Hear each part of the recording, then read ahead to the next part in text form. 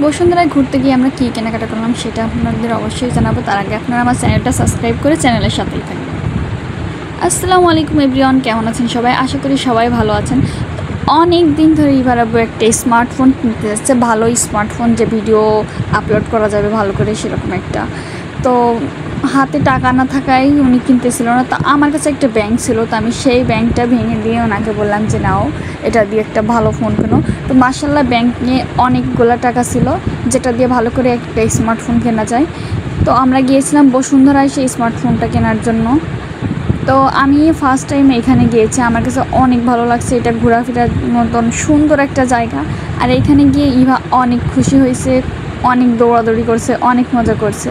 তো অনেক ঘোরাঘুরি করার পরে আমরা একটা সুন্দর দেখে ইভার আব্বুর পছন্দ মতো একটা স্মার্টফোন কিনলাম। তো আমার কাছে অনেক বেশি খুশি লাগছে যে তার পছন্দের একটা জিনিস আমি তাকে কিনে দিতে পারছি।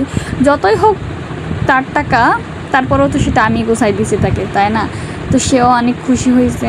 তো এইভাবে একে অপরকে আমরা এভাবে খুশি করতে পারলে আমাদের জীবনটা, আমাদের লাইফটাও খুশিতে খুশিতে কেটে যাবে। তো আমরা কেনাকাটার পরে ওইখান থেকে বের হয়ে গিয়েছিলাম কাচ্চি ভাইয়ের কাচ্চি খাওয়ার জন্য। তো ওইখানে গিয়ে খাবার অর্ডার দেওয়ার পরে তো আমরা বসে আছি। ইভা তো খুব পাগল হয়ে গেছে, আম্মু খাবার আসে না কেন, আম্মু খাবার নাই, আম্মু খাবার নাই।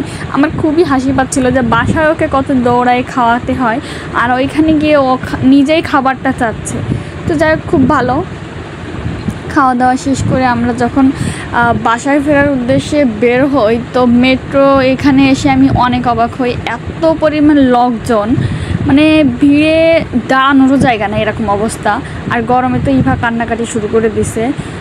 এত মানে ঘন ঘন ট্রেন আসে, তারপরেও এত লোকজন, মানে কি বলবো, অনেক ভিড়। আমি 2-3 বার ট্রেন ছেড়ে দিছি যে যাক, লোকজন একটু যদি কম হয় পরে ট্রেনে উঠবো। কিন্তু এভাবে কয়েকটা ট্রেন ছাড়ার পরেও দেখি ট্রেনের ভিড় কমে না। ওই ভিড়ের ভিতরেই আমরা অনেক কষ্ট করে বাসায় আসছি, অনেক কষ্ট।